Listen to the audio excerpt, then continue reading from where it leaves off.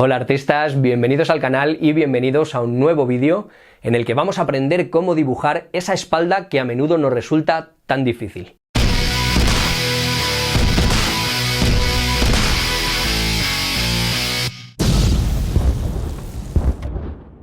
Y es que cuando vemos una espalda normalmente solo vemos un montón de bultos sin sentido y no sabemos ni por dónde empezar. La espalda es demasiado compleja para tratarla en un solo tutorial, así que en este nos vamos a centrar en los músculos que la componen, que son menos de los que pensáis y bastante fáciles. Además, para hacer este tutorial voy a utilizar la última tableta de Huion, la Canvas 12 Pro, la más pequeña de la familia, con 11,6 pulgadas, y al final del vídeo os voy a hacer un análisis, os cuento lo que me ha parecido, pero os adelanto ya que me ha encantado.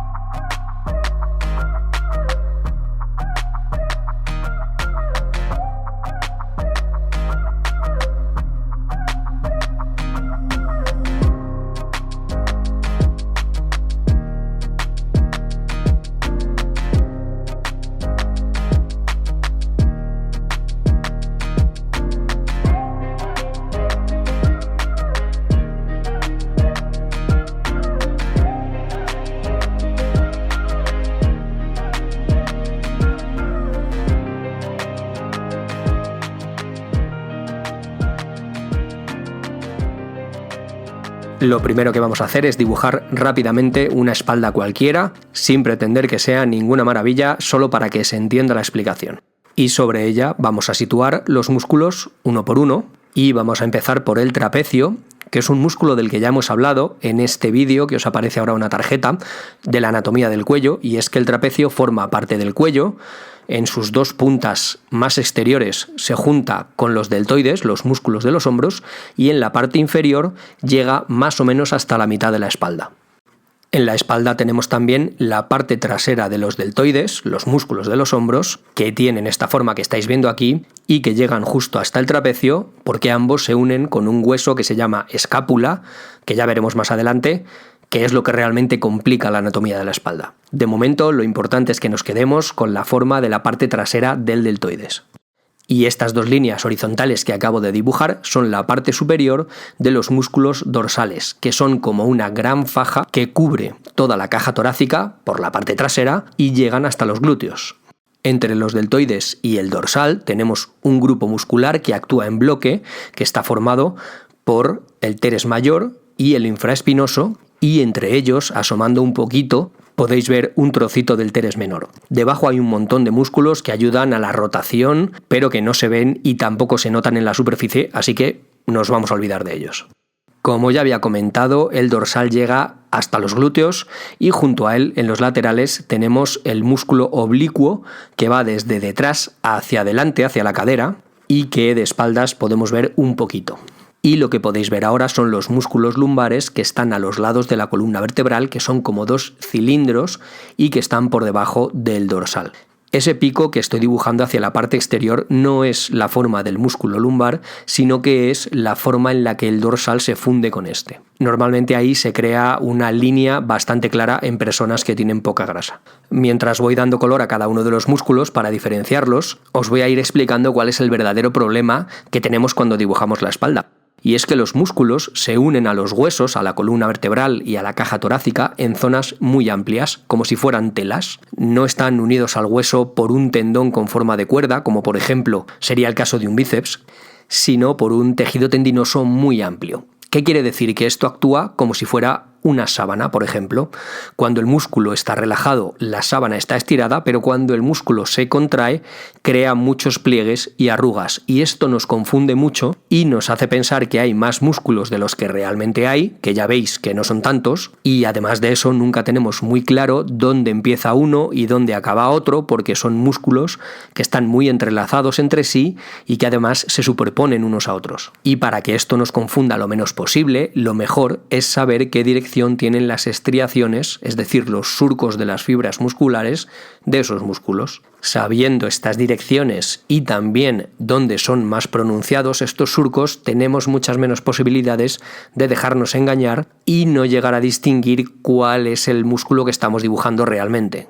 Como vais a ver en el dibujo, las zonas donde estas estriaciones se separan más son en el trapecio cerca de la columna vertebral y en los dorsales cuando se acercan a los músculos lumbares. Por eso he dibujado los lumbares con ese pequeño pico. Esto es porque en esa zona los lumbares dejan de ser fibra muscular y se convierten en tejido fascial, para que nos entendamos, algo más cercano a un tendón que a un músculo. Esta zona de tejido fascial, además, no está separada en dos partes, es una sola que se pega a la columna y donde también se forman estriaciones muy profundas. Rápidamente, cosillas a tener en cuenta. La primera, el teres mayor y el infraespinoso están recubiertos por una membrana fascial, lo que hace que en la mayoría de las personas solo se vea un poquito de abultamiento, no se llegan a distinguir entre sí, salvo en personas que tengan un porcentaje de grasa corporal muy bajo. Y también tenemos que tener en cuenta los puntos subcutáneos, que son esos puntos que ya hemos mencionado, en los que la piel va directamente unida al hueso y por lo tanto, por muy gordos o musculados que estemos, siempre se van a ver. En el caso de la espalda tenemos la séptima vértebra cervical, la espina de la escápula y las fosillas lumbares. Vamos a ver todo esto mucho más claramente en esta imagen y vamos a dibujar encima los grupos musculares para que podáis identificarlos sobre una persona real. Vamos a empezar por el deltoides, que como veis tiene una forma parecida a la de un corazón. Seguimos con el trapecio, que tiene esa forma de cometa de la que hablábamos al principio. El trapecio es muy raro que se vea separado o diferenciado de la zona lumbar porque es la parte más plana de ambos músculos y salvo en personas con un porcentaje de grasa bajísimo, como por ejemplo los culturistas de competición, es muy raro que se vea esa pequeña franja que los separa. Vamos a seguir con ese bloque, ese conjunto que forman el teres mayor y el infraespinoso. En este caso, al estar los hombros hacia arriba y por la tensión de la pose, se pueden ver que están muy estirados hacia afuera y que además se distingue la separación entre ellos perfectamente. Aunque debéis tener en cuenta que esto en la mayoría de los casos no es así. El siguiente es el dorsal, que sale del húmero, del hueso del brazo, y que forma esa faja que pasa por debajo del trapecio y que llega hasta la columna vertebral, aunque aquí no lo dibujemos así. Y por cierto, también hay que decir que el dorsal tapa un poco ese bloque que forman el teres mayor y el infraespinoso. Y por último tenemos los lumbares, que son esos músculos que parecen cilindros, que son cilindros, que van a los lados de la columna vertebral y que pasan por debajo del dorsal y el trapecio, por lo tanto no los vemos directamente, pero sí vemos el abultamiento que forman.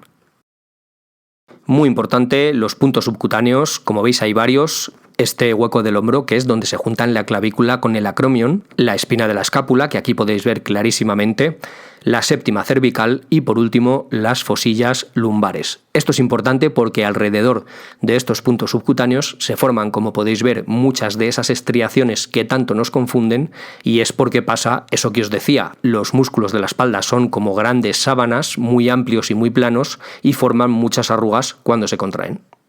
Por último, y para acabar de verlo del todo claro, vamos a elegir otra pose diferente. Podéis dar a la pausa si os atrevéis e intentar distinguir cuáles son los diferentes músculos. Yo creo que ya podéis más o menos hacerlo, tenéis la información, pero si no, vamos a verlo. Primero vamos a marcar el área que ocupan los glúteos, después vamos a ver los deltoides, seguimos con el trapecio, el conjunto de teres mayor e infraespinoso, seguimos con el dorsal, recordad que realmente llega hasta la columna vertebral y por último tenemos los lumbares, recordad que van por debajo del dorsal pero que crean un abultamiento que se ve muy claro y que aquí he dibujado con un poco de pico hacia afuera, también en forma de cometa, parecida a la del trapecio pero invertida, porque en esa parte el relieve que crean los lumbares junto con el dorsal hace que se cree una zona con unas estriaciones muy profundas del dorsal y que se puede marcar bastante en personas con poca grasa corporal. Por último, aunque esta no es la forma que tiene ese músculo, marcamos dónde está el oblicuo que va de atrás hacia adelante, que sale de debajo del dorsal y llega hasta la parte frontal de la cadera.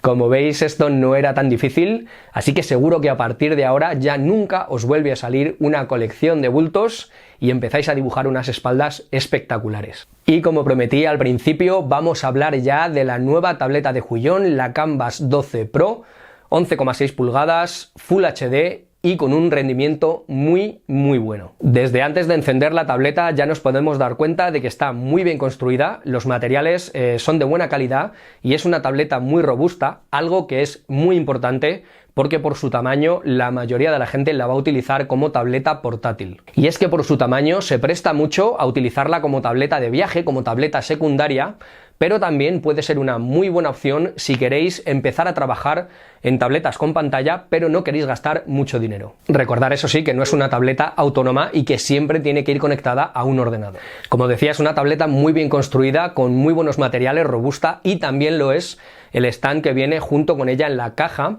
Es un stand que nos va a permitir poner un montón de inclinaciones diferentes, con lo cual vamos a poder trabajar siempre a gusto y que además soporta muy bien que nos apoyemos encima con total seguridad, no se mueve nada, no se dobla, así que nos va a permitir dibujar muy cómodamente. Al principio nos puede parecer que la tableta queda demasiado justa en el stand y que corre peligro de resbalarse o de moverse, pero enseguida nos damos cuenta de que queda perfectamente encajada y nos permite trabajar con total libertad y sin ningún miedo. Una vez encendemos la tableta, nos encontramos con una pantalla de muy buena calidad, que además tiene un acabado mate, lo cual es muy agradable para trabajar y que además no produce reflejos molestos y nos permite dibujar con total comodidad. Una de las cosas que me ha sorprendido muy gratamente, que me ha gustado mucho de esta tableta, es que uno de los modos predefinidos de color, el color cálido, viene perfectamente calibrado, lo cual nos va a ahorrar tener que utilizar un calibrador de color o comprarlo si no tenemos uno, lo cual ya es una gran ventaja. Y otra de las cosas que me ha sorprendido mucho de esta tableta, mejor dicho de su software, es que nada más conectarla no he tenido ningún problema con la sensibilidad a la presión en ninguna aplicación, y eso que yo utilizo mucho ZBrush y Corel Painter, que son dos programas que me han dado siempre muchísimos problemas con tabletas de otras marcas. Son pequeños detalles, pero que se agradecen mucho. La tableta funciona perfectamente, por supuesto, no tiene nada de lag. El lápiz es muy cómodo, muy ligero, pero muy resistente. Los botones funcionan muy bien, no tienen nada de holgura y se nota que son resistentes, que van a durar en el tiempo sin estropearse. Y los 8192 niveles de presión hace que la sensibilidad de nuestro trazo sea exquisita.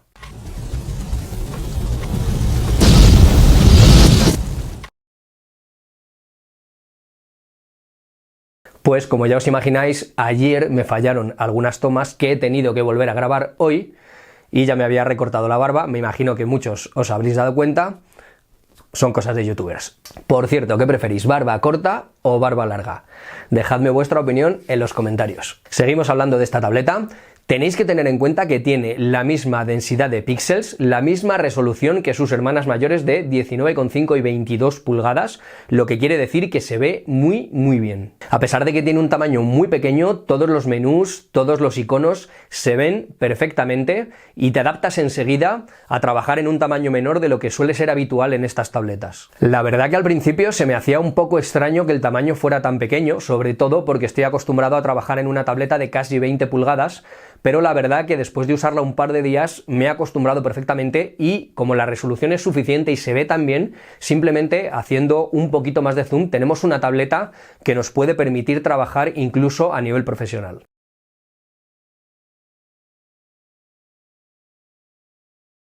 Tanto hablar se me seca la garganta y tengo que estar siempre tomando infusiones.